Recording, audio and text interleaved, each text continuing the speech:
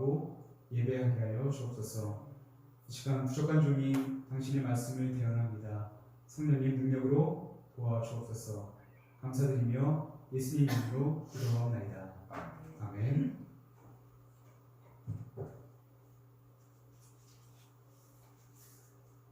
외부에서 마스크를 벗고서 있는다는 게 참 낯설고도 행복한 일인 것 같습니다. 제가 올해로 민방위 딱 마지막 차인데 민방위들이 얀센 백신을 이제 맞게 해줘서 저는 다음 주 월요일 날 백신을 맞습니다.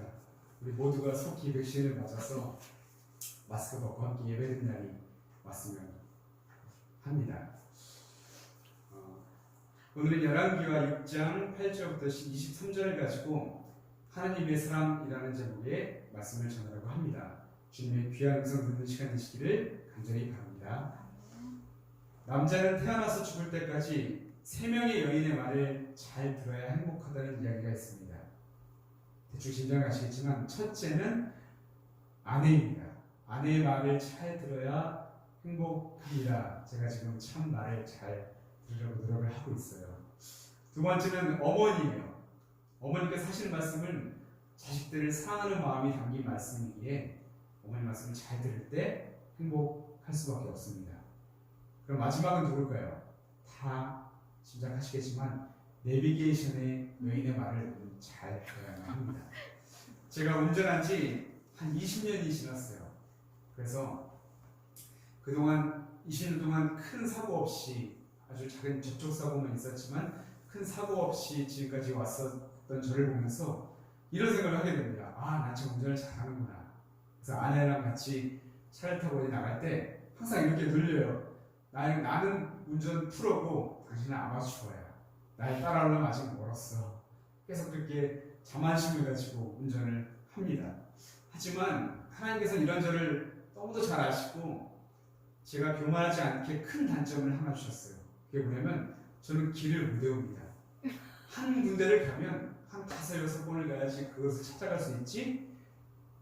저는 길을 몰라서 군대에서 운전병을 했음에도 불구하고 엄청나게 길을 못 찾는다고 혼났었던 기억이 있지요. 근데 어느 날 아주 획기적인 게 하나 등장하지 않았습니까? 내비게이션이에요. 내비게이션만 있으면 우리는 어디든지 쉽게 찾아갈 수가 있습니다. 비록 얼굴은 볼 수 없지만 아주 아름다운 음성의 여성이 목적지를 향해 어느 방향으로 가야 할지, 어느 길이 지름길인지, 어느 길로 가면 위험한지를 우리에게 아주 친절하게 가르쳐줍니다. 그래서 이 내비만 있으면 우리는 전국 어디든지 쉽게 찾아갈 수가 있게 되었죠. 제가 이 말씀을 드렸냐면 내비게이션을 보는 순간 내비게이션이 우리 예수님과 참 닮았구나 라는 생각이 들었기 때문입니다. 예수님은 말씀을 통해 우리에게 갈 길을 알려주시죠. 그리고 그 길 가운데 주님은 항상 우리와 동행해 주십니다. 혹여나 길을 잘못 들었다 하더라도 다시 바른 길을 제시해 주십니다. 위험한 길도 피할 길도 알려주시는 분이 바로 우리 예수님입니다. 그래서 저는 우리 모두가 천국을 향한 이 인생의 경주에서 매 순간 예수님의 말씀을 떠올리며 그 말씀을 따라 살았으면 좋겠습니다. 많은 약속의 말씀들이 있는데 특별히 저는 시편 23편 4절 말씀이 가장 은혜가 되더라고요. 내가 사망의 음침한 골짜기로 다닐지라도 해를 두려워하지 않을 것은 주께서 나와 함께 하시리라. 주의 지팡이와 막대기가 나를 안위하시나이다. 아멘. 바라기는 이 말씀이 다윗만의 고백이 아니라 우리 모두의 고백이 되어 주님과 함께 우리 인생의 경주를 잘 뻗어나가시기를 간절히 바라고 축복합니다. 성경을 보면 특별히 이름 앞에 하나님의 사람이다라는 호칭이 붙은 인물들이 몇 명 나와요. 구약을 보면 아브라함, 요셉, 모세, 엘리사, 다윗이 그랬고 신약에서는 단 한 사람 디모데만이 하나님의 사람이라는 칭함을 듣습니다. 이 시간 우리가 살펴볼 사람은 성경에서 가장 많은 24번이나 하나님의 사람이라고 지칭받은 사람의 이야기인데요. 그가 바로 이스라엘의 예언자 엘리사입니다. 오늘은 그의 이야기를 통해 함께 은혜를 나눴으면 합니다. 엘리사가 활동했던 당시는 나라 안과 밖으로 어려움이 많이 있던 시기였습니다. 나라 안으로는 가뭄이 들어서 흉년이 심했고 나라 밖으로는 아람이라는 나라가 매번 이스라엘을 쳐들어왔습니다. 그런데 아람이 아무리 이스라엘을 쳐들어와도 이스라엘을 점령하지 못했는데 그 이유는 딱 하나, 바로 예언자 엘리사 때문이었습니다. 아람 왕과 신하들은 매번 모여서 회의를 합니다. 야, 우리가 이때 공격하자. 어떻게 공격하자. 계속 작전을 짜지만 단 한 번도 그 작전에 걸리지 않고 다 피해가는 것이었어요. 그렇게 매번 한탕을 치니까 급기야 왕은 신하들을 의심하기 시작합니다. 아, 이 중에 적자가 있는 건 아닌가 의심하기 시작하죠. 그런데 12절을 보니까 왕에게 한 신하가 이렇게 얘기합니다. 왕이시여, 아닙니다. 이스라엘에는 엘리사라는 예언자가 있어서 왕이 침실에서 은밀히 하는 내용이라도 다 알아챕니다. 이렇게 적대국의 신하도 인정할 정도로 엘리사는 정말 두려운 존재였습니다. 그제서야 아람 왕은 이제 작전을 바꾸게 되죠. 작전명은 엘리사 생포작전이었습니다. 엘리사를 어떻게 잡아놓으면 자신들이 이길 수 있겠다라고 생각했던 것이죠. 아람 군대는 그토록 찾던 엘리사가 드디어 도단성에 머물고 있다는 것을 알아채자마자 바로 그날 저녁 늦은 밤에 특수부대를 보내 그 성을 에워싸버립니다. 드디어 아침이 됐죠. 엘리사의 시종이 먼저 일어나 밖을 나갔는데 깜짝 놀라게 돼요. 우리 15절을 함께 보십시오. 하나님의 사람의 사원이 일찍 일어나서 나가보니 군사와 말과 병거가 성읍을 에워쌌는지라. 그의 사원이 엘리사에게 말하되, 아, 내 주여, 우리가 어찌하리이까 하니. 시종은 자신들을 에워싼 수많은 적들을 보며 두려워 떨기 시작했습니다. 아, 이제 꼼짝없이 죽었구나. 드디어 우리가 이 아람의 손에 수나비에 잡혔구나. 작은 희망조차도 없다고 생각했습니다. 그런데 이때 엘리사의 반응을 한번 보십시오. 참으로 담대합니다. 16절 우리가 함께 읽어보겠습니다. 대답하되 두려워하지 말라. 우리와 함께한 자가 그들과 함께한 자보다 많으니라 하고. 아멘. 저는 왜 엘리사가 하나님의 사람이었는지 이 한마디가 그것을 증명했다고 봅니다. 엘리사의 시종은 아람 군대를 크게 보았어요. 하지만 엘리사는 무엇을 보았습니까? 하나님을 크게 보았습니다. 우리와 함께 하시는 하나님은 저들에게 비할 수 없이 크신 분이다 라고 당당히 그는 외쳤던 것이죠. 민수기 13장 14절에도 엘리사와 같은 믿음을 가진 사람들이 등장합니다. 출애굽한 이스라엘 백성들이 가나안 바로 앞에 도달했을 때 이스라엘이 12지파에서 대표 한 명씩을 뽑아 총 12명의 정탐꾼을 40일 동안이나 가나안으로 파송합니다. 그런데 40일이 지난 후 돌아온 12명의 정탐꾼들은 이제 백성 앞에서 보고를 하기 시작하는데 12명 중에 10명과 2명의 의견이 아주 반대로 갈리기 시작했죠. 먼저 10명의 정탐꾼들은 아주 절망적인 말들을 쏟아냅니다. 우리는 그 땅을 차지하지 못할 겁니다.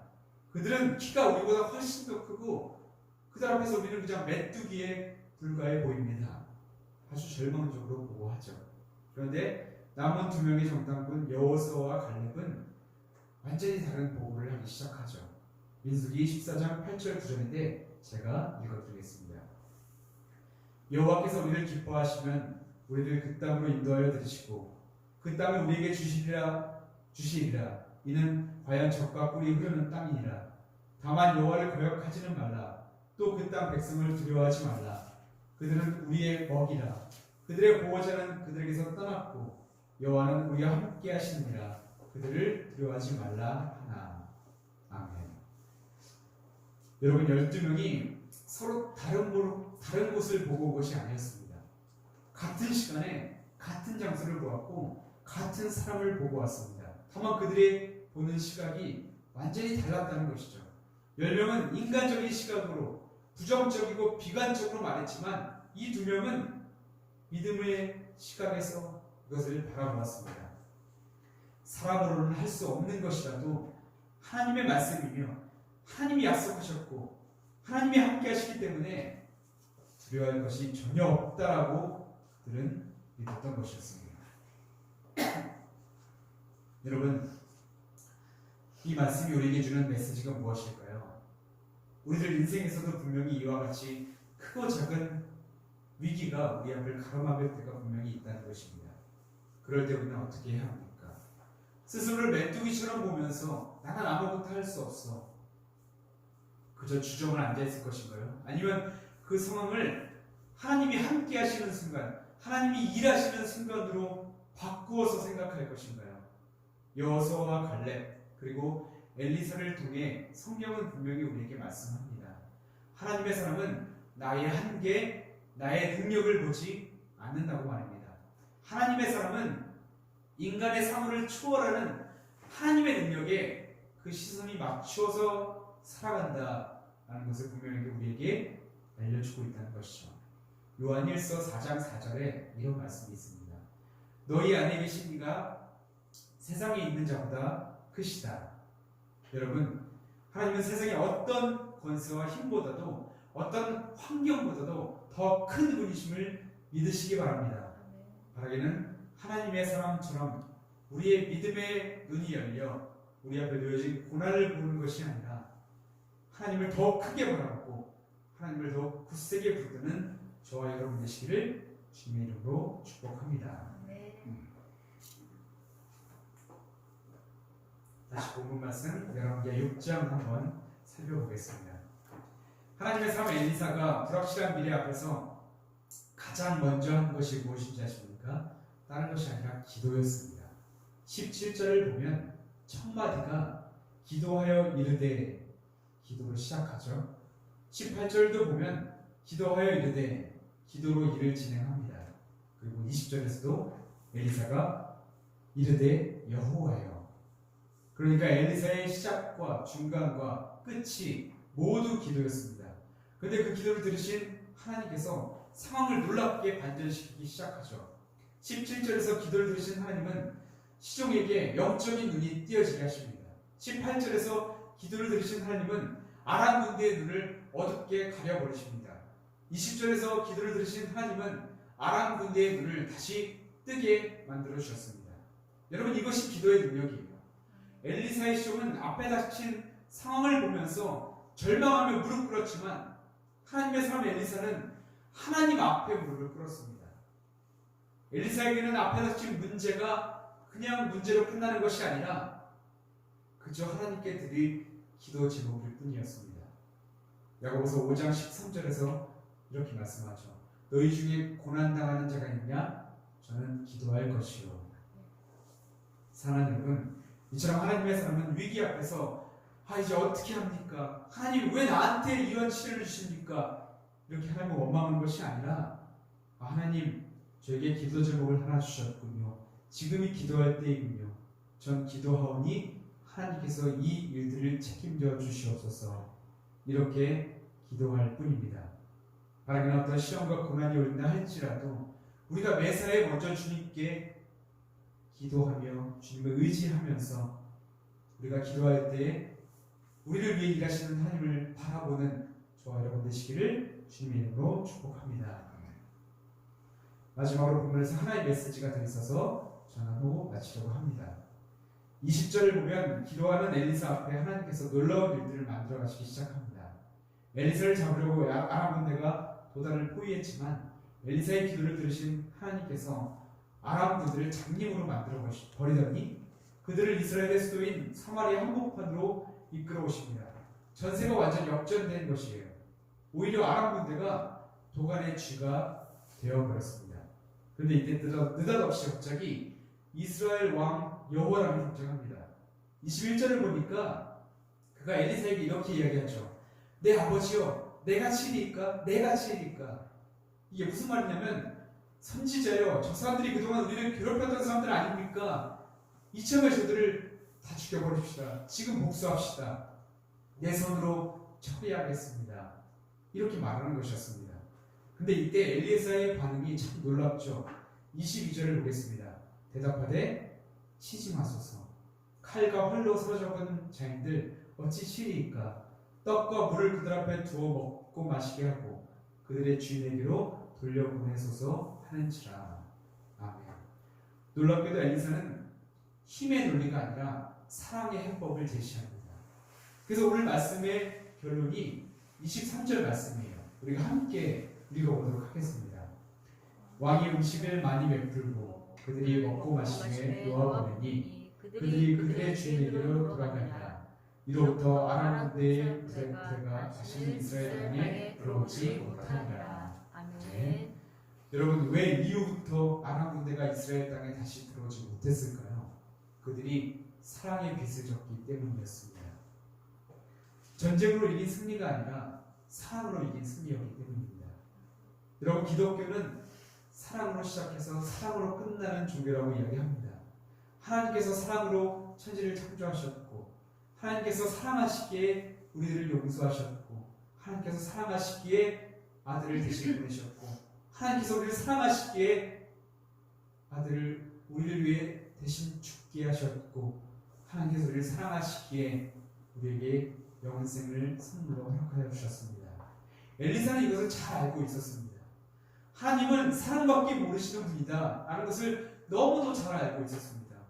자신이 받은 그 큰 사랑이 너무 크고 위대해서 그도 역시 자신을 죽이려던 적을 사랑으로 용서할 수가 있었다는 것이죠. 여러분, 기독교인으로서 세상에 하나님을 드러내는 방법, 그것은 다른 것이 아니라 바로 사랑입니다. 바라기는 하나님의 사랑이 우리 안에 가득 차 흘러넘치기를 간절히 바랍니다. 우리 안에 있는 그 하나님의 사랑이 흘러넘쳐서 세상에 사랑이 필요한, 사랑이 갈급한 이들에게 우리가 두 손 두 발 다해 사랑을 전하면서 살아가는 하나님의 사랑으로 살아갔으면 좋겠습니다. 모든 환경과 문제보다 하나님을 크게 보는 사람, 매 순간 기도로 살아가는 사람, 하나님의 사랑으로 이웃을 사랑하는 사람, 그렇게 하나님과 함께 하나님의 사람처럼 살아가는 저와 여러분 되시기를 주님의 이름으로 축복합니다. 네, 기도하겠습니다.